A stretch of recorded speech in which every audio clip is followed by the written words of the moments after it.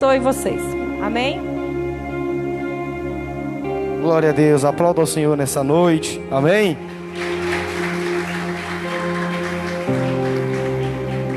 Aleluia. Abra sua Bíblia no Evangelho de Mateus, capítulo de número 11.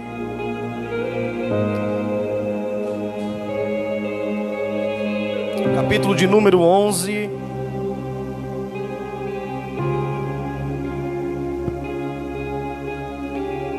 E o versículo de número 1, Evangelho de Mateus, capítulo de número 11, versículo 1. Aleluia. Você que puder ficar de pé, fique de pé. Geralmente eu não peço, né? Mas só para a gente fazer uma leitura mais atenta. Evangelho de Mateus, capítulo 11, versículo 1, diz assim: Quando Jesus acabou de dar essas instruções aos seus 12 discípulos, saiu dali para ir ensinar e pregar nas cidades deles. Quando João Batista, preso, ouviu falar das obras de Jesus, mandou que seus discípulos fossem perguntar: Você é aquele que estava para vir, ou devemos esperar outro? Versículo 4. Então Jesus lhe respondeu: Voltem e anunciem a João o que vocês estão ouvindo e vendo. Os cegos veem, os coxos andam, os leprosos são purificados, os surdos ouvem, os mortos são ressuscitados, e até os pobres estão ouvindo a pregação do Evangelho. Bem-aventurado é aquele que não achar em mim motivo de tropeço. Até aí você diga graças a Deus.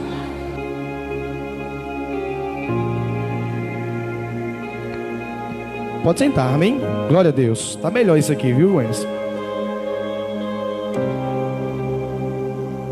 Jesus começa a dar uma instrução aos 12 discípulos. E a instrução que Jesus dá aos seus discípulos é a respeito do que é o Evangelho. O que é o poder que tem no Evangelho. Antes da gente entrar no texto, precisa esclarecer algumas coisas. De vez em quando a gente pega alguém dizendo assim: todo mundo tem que pregar o Evangelho, todo mundo tem que evangelizar, todo mundo tem que orar, todo mundo... Já ouviu alguém falando isso? E as pessoas falam isso com base no quê? Em Marcos capítulo 16, versículo 15. Só que o Evangelho de Marcos 16, 15 diz não é isso. É que a gente tira uma interpretação errada do texto por não atentar ao detalhe. Porque Marcos 16, 15 diz assim: E os 12 discípulos, Jesus ordena-os a eles: Ide por todo o mundo, pregar a criatura. Quem crê, é aos discípulos que Jesus dizem: vão pregar o Evangelho. Não é para todo mundo. Então quando você for convidar algum irmão, não use esse texto, nem use a Bíblia para dizer: você tem que evangelizar, olha, você tem que aprender a pregar. Que é errado. Por que eu estou dizendo isso? Porque senão nós iríamos entrar em contradição com um texto que está lá em 1 Coríntios, capítulo de número 12, versículo de número 27. Por que Jesus mandou os discípulos pregarem em todo o mundo, a toda criatura? Porque ainda não existia a igreja. O cristianismo estava nascendo do zero, e as normas para se fazer culto ainda não existiam naquela época. Nem tinha crente ainda. Então Jesus disse aos 12: vão pregar o evangelho, vão por todo mundo. Só que tem um detalhe: no decorrer da história nós vamos ver que os discípulos não fazem isso. Jesus ordenou, mas os discípulos não fazem. O que é que eles vão fazer? Vão pregar só para os judeus. É por isso que Jesus levanta o apóstolo Paulo, porque Paulo é quem vai pregar aos gentios e a todo mundo, porque o mundo naquela época era aquela região, eles não tinham conhecimento demais. Olha o que diz olha o que Paulo vai dizer em 1 Coríntios 12, versículos 27. Ora, vocês são membros do corpo de Cristo, ou seja, ora, vocês são da igreja, e individualmente cada um é membro desse corpo. Olha o versículo 28. Deus a uns estabeleceu na igreja, primeiramente para ser apóstolo, em segundo lugar para profetizar, em terceiro lugar para ensinar, em quarto lugar para operar milagres, e depois para fazer curas, depois para ajudar, depois para administrar e depois para falar em línguas. O que Paulo está dizendo? Cada pessoa é estabelecida no corpo de Cristo com uma função específica. Não posso pegar o Alex, que é pregador, e dizer: vai na rua evangelizar. Vai dar em nada. Não posso pegar alguém que Deus chamou para um ministério de oração ou de intercessão, botar para pregar. Não vai dar em nada. Por quê? Porque a uns Deus estabeleceu para isso, a uns Deus estabeleceu para aquilo.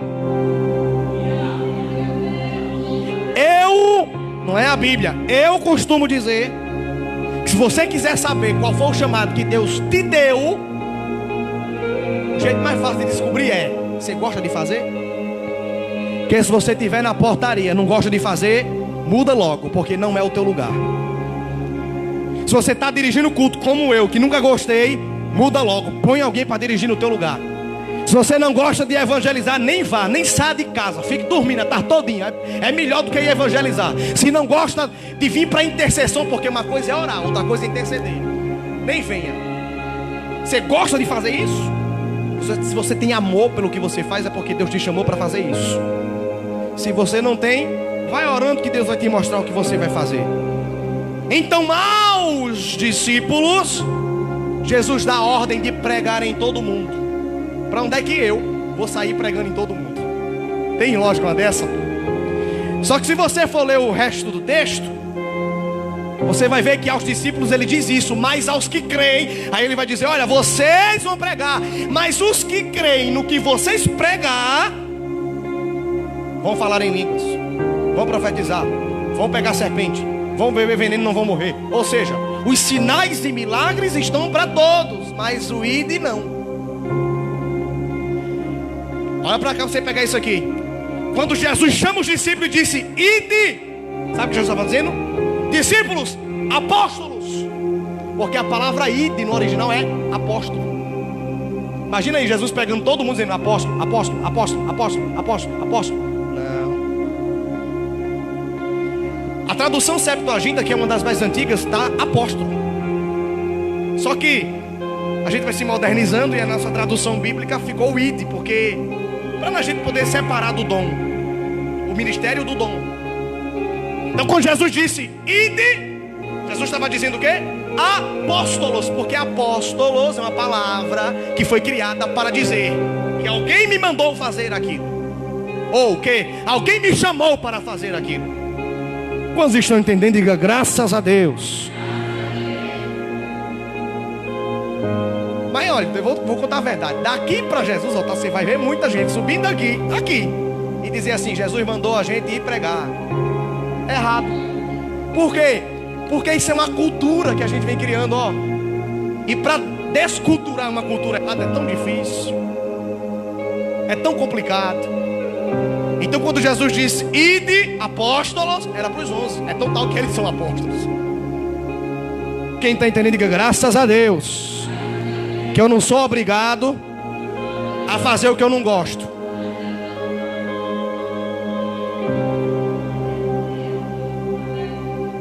Porque Deus estabeleceu cada um para uma função específica. Quantos estão entendendo? Diga graças a Deus.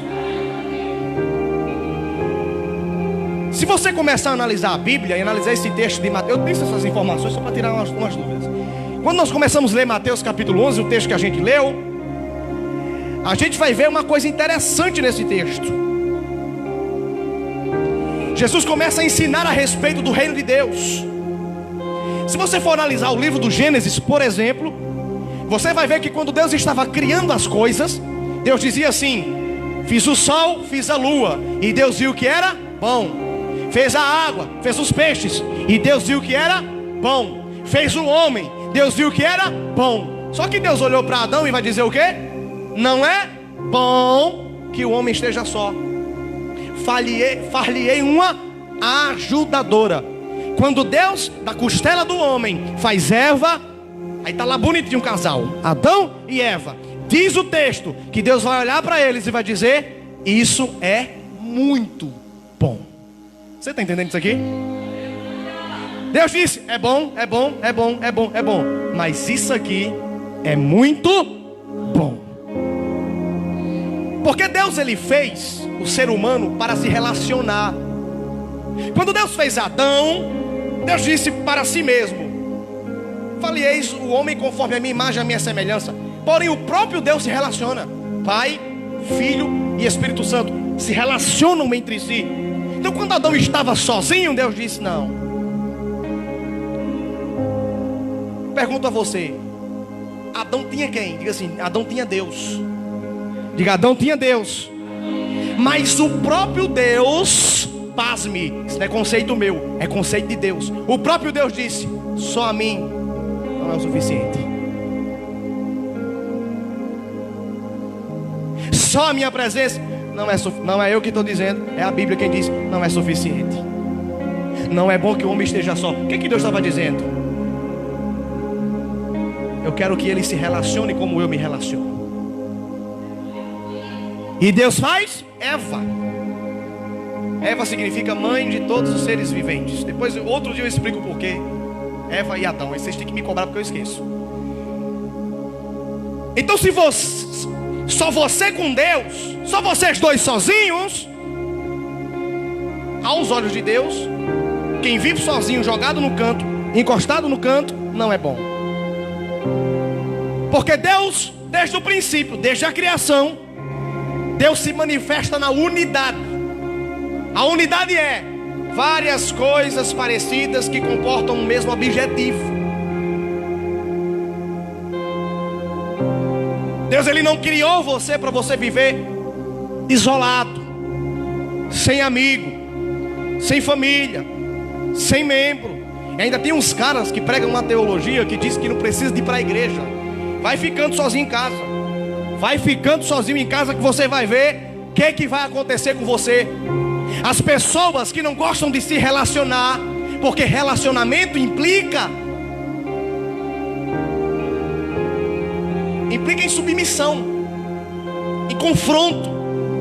Porque uma hora ou outra, a pessoa com quem você está próximo vai te confrontar ou discordar de você em alguma coisa. A pessoa pelo qual você convive mais tempo, uma hora ou outra, você vai se pegar com ela em um choque de ideias. Então todas as pessoas que procuram viver sozinho no canto, é porque ela tem uma síndrome chamada síndrome de Satanás. Ela não gosta de se submeter ao que o outro está dizendo. Ela não gosta de ver que as pessoas mostram que ela esteja errada. Ela não gosta de ser uma pessoa que tenha o seu ego confrontado. Mas Deus só se manifesta onde tem unidade. É onde está 2 ou 3 ou 4, sozinho não.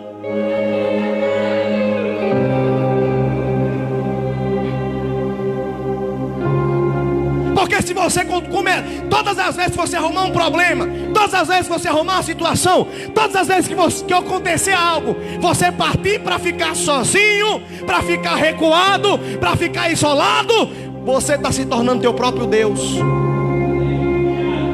Porque como é que Deus vai falar com você se Deus trabalha com unidade?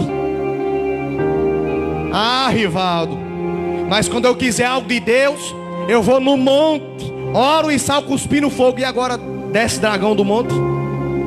Deus agora transforma nego em dragão para sair cuspindo fogo do monte. Não é bíblico isso. Deus, ele se revela pela manifestação da unidade. Quando Jesus convoca 70 homens para pregar o evangelho, Jesus vai dizer: vocês, os 70, vão para a cidade. Não leve alforje, não leve nada, mas vá de 2 em 2. Jesus não diz: vai, sai com um, não, de 2 em 2. Lucas 10 primeiro. Mas Rivaldo, Jesus disse que eu tenho o Espírito Santo. Você não, você nunca teve o Espírito Santo. Quem tem o Espírito Santo somos nós. Jesus disse em Atos 1:8: porque descerá sobre vós. Não foi sobre você, foi sobre eu, sobre vós, o Espírito Santo. A Bíblia diz: vós sois o corpo de Cristo. Não é eu sozinho. Já viu uma perna andar sozinha na rua? Nunca viu, né? Uma perna andar sozinha. Você já viu uma mão sozinha? Olha, lá vai uma mão, que bonito. Nunca viu. Por quê? Porque o corpo, ele anda junto. Essa teologia que diz que você não precisa de ninguém, que você não precisa de igreja, é uma teologia do inferno. Essa é a teologia dos desigrejados. Aqui em Maria já tem um bocado. Só não vou citar nome para não ser processado, mas tem. Isso é sobre vós, o Espírito Santo. Enquanto você estiver em comunhão com alguém, o Espírito Santo está em você. No dia que você disser assim: eu vou fazer as coisas sozinho, sozinho, sozinho, o Espírito Santo sai também.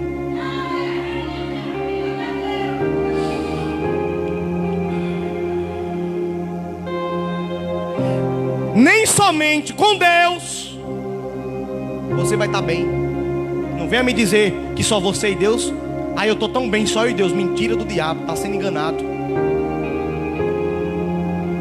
Mas eu tenho um Deus, eu oro, vou para o culto, vou para a palavra. Mas está sozinho, não está bem.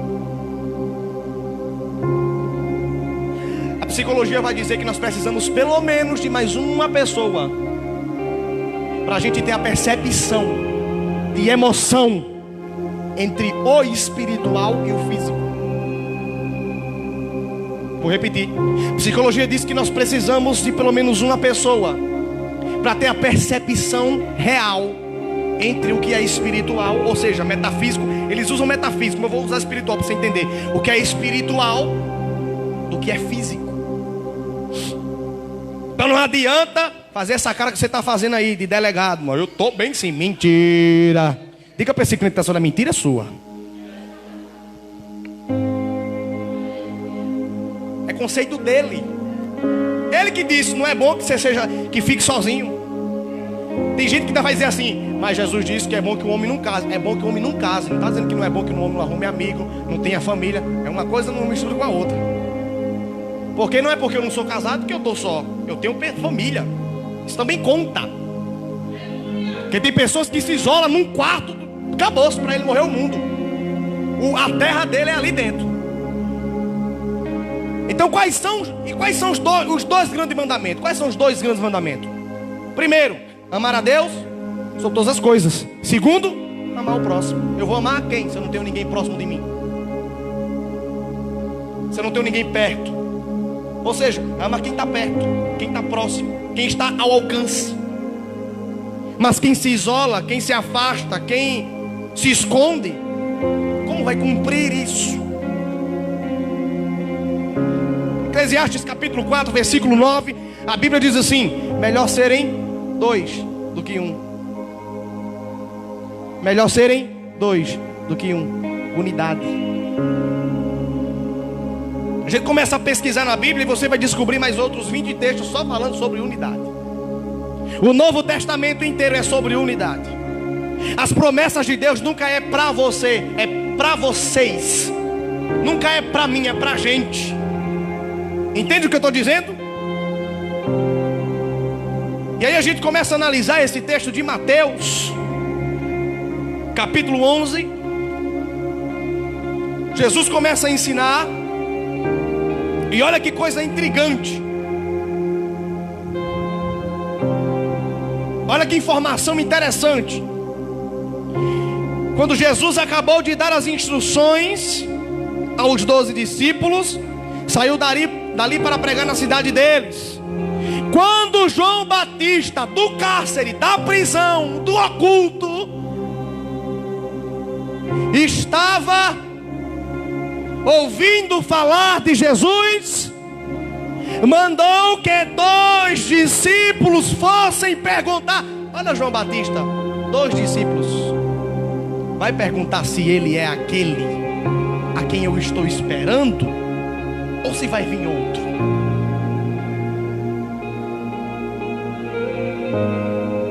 Toda pessoa que quer fazer as coisas sozinha não vai para frente.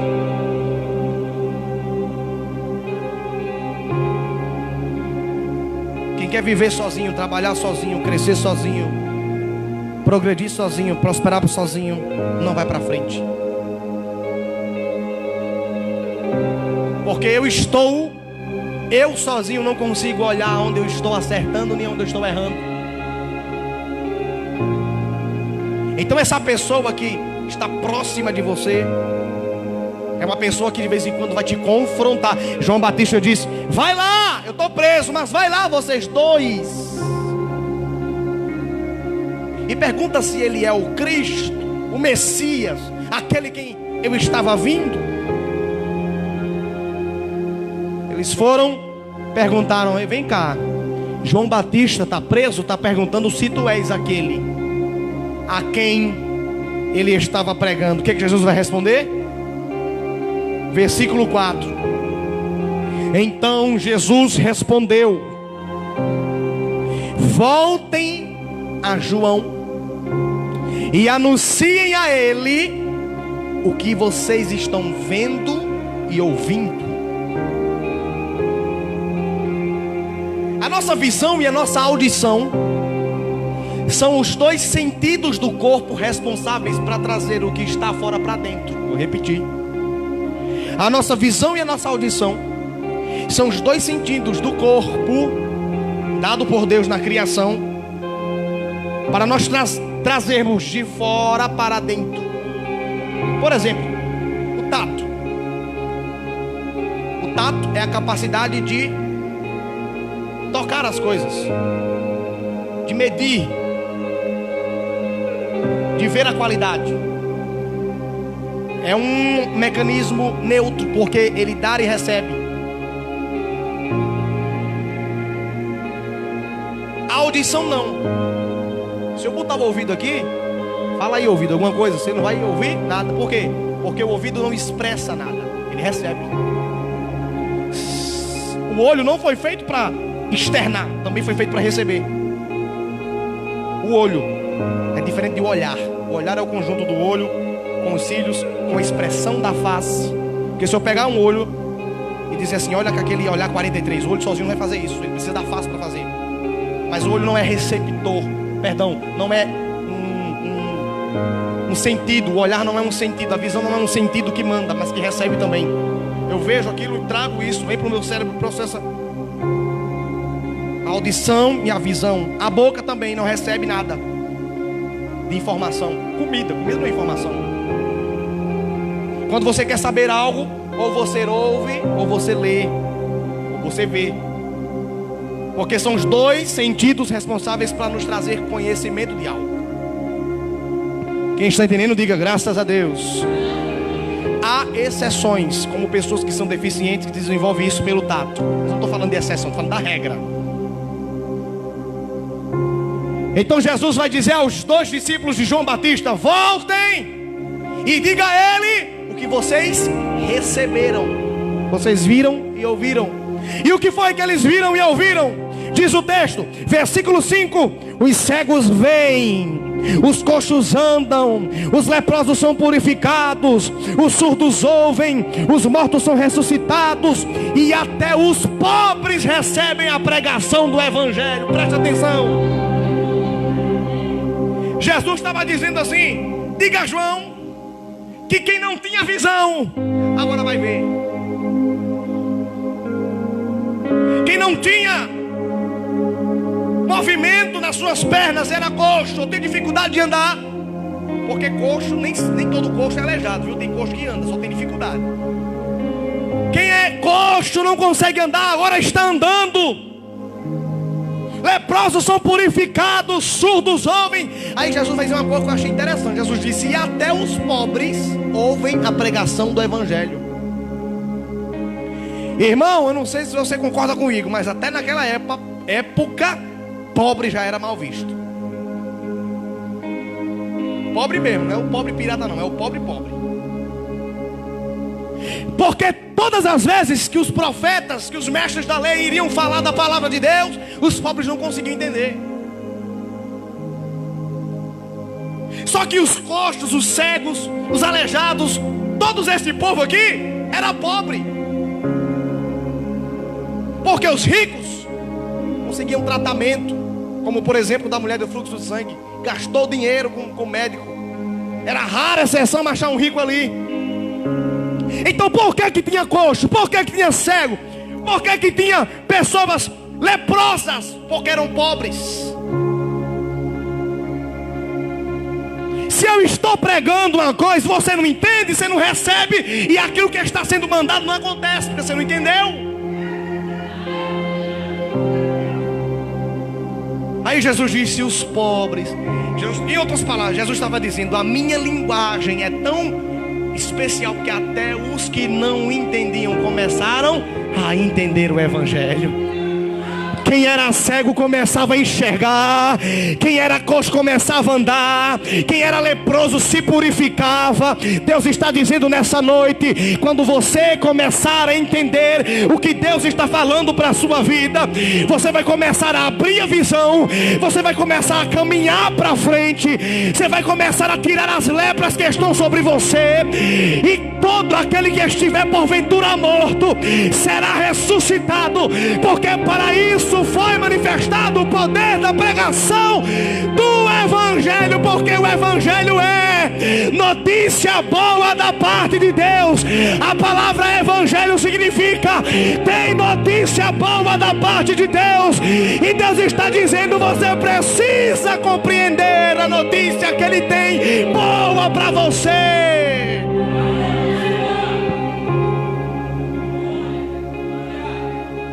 Você precisa encontrar notícia boa, porque é Evangelho.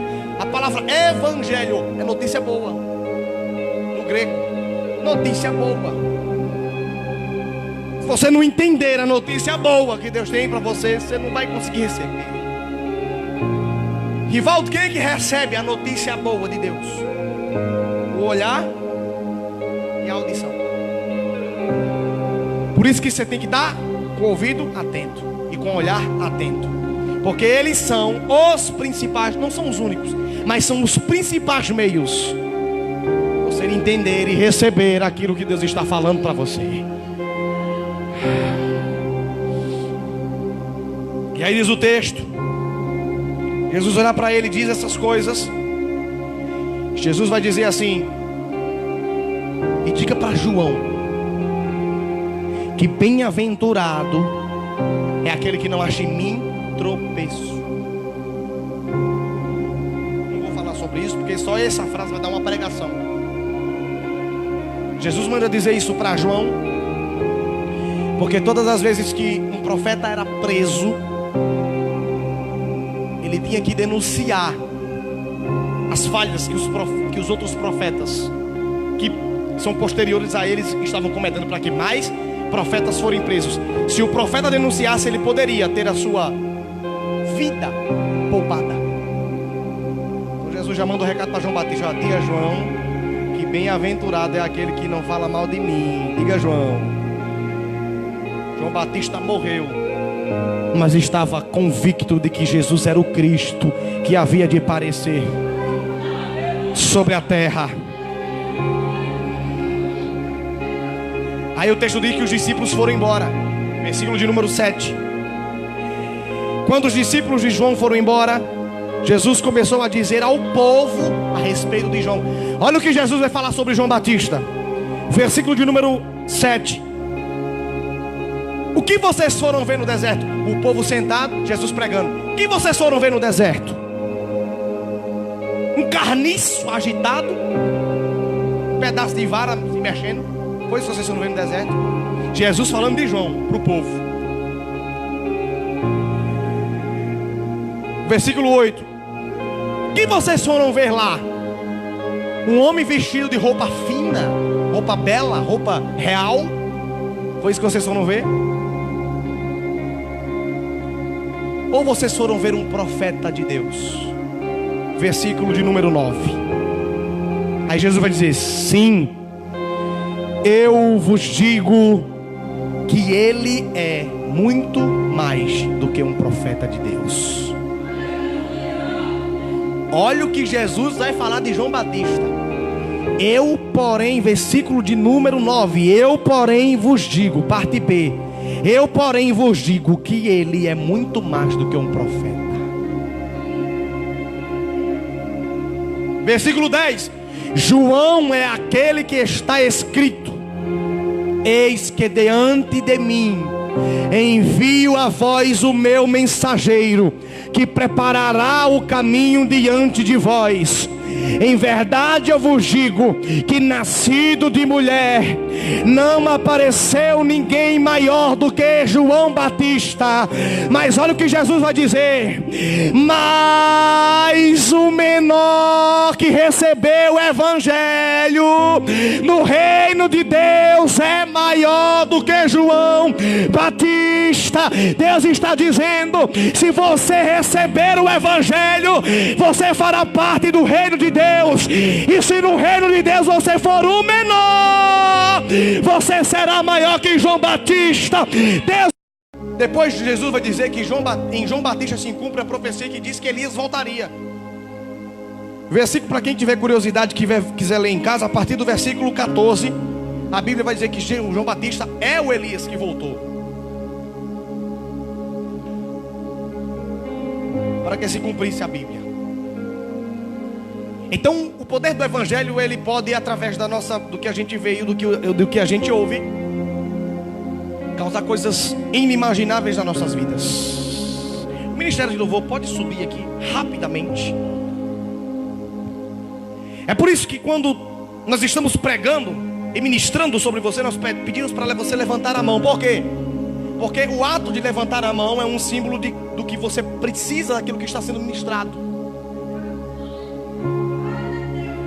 Todas as vezes que o imperador César ia jogar entre o povo judeu alguma coisa valiosa, algum mantimento, só quem levantava as mãos em sinal do que precisava daquilo, ou de que não tinha condições de conseguir aquilo, pela própria força, pela própria condição, é quem recebia das mãos dos soldados do imperador aquilo que ele dava. Então, culturalmente, isso foi passando de geração em geração. Por quê? Porque a Bíblia diz que Deus é general de exércitos. Então, quando a gente ministra, quando a gente canta e a gente levante a mão, é um sinal de que você está dizendo: Deus, eu preciso desta unção, eu preciso desta graça, eu preciso deste poder, eu preciso dessa autoridade.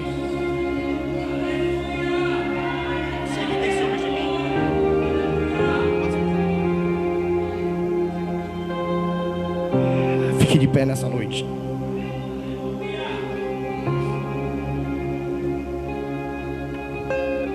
Cadê Érica? Por favor, devolva o caderno do Ministério de Louvor agora, nesse exato momento. Obrigado. Pode baixar aqui essas primeiras luzes. Essa aqui também. Essa aqui também. Pronto. Isso é o Evangelho. O Evangelho é aquela palavra que quebra por causa da unção. Sabe aquela maldição, aquela coisa que faz tempo que está ali, que não quer sair? O Evangelho quebra aquilo, despedaça aquilo. Então você precisa vir para cá, entender o que você está vendo, se não está vendo, mas o que está ouvindo. E todas as vezes que você fala sobre o que você recebe, vou baixar o fundo, você começa a surtir o efeito do poder do Evangelho. Eu quero convidar aqui na frente você que precisa de um toque de Deus, pode tirar a live do ar. Você que precisa de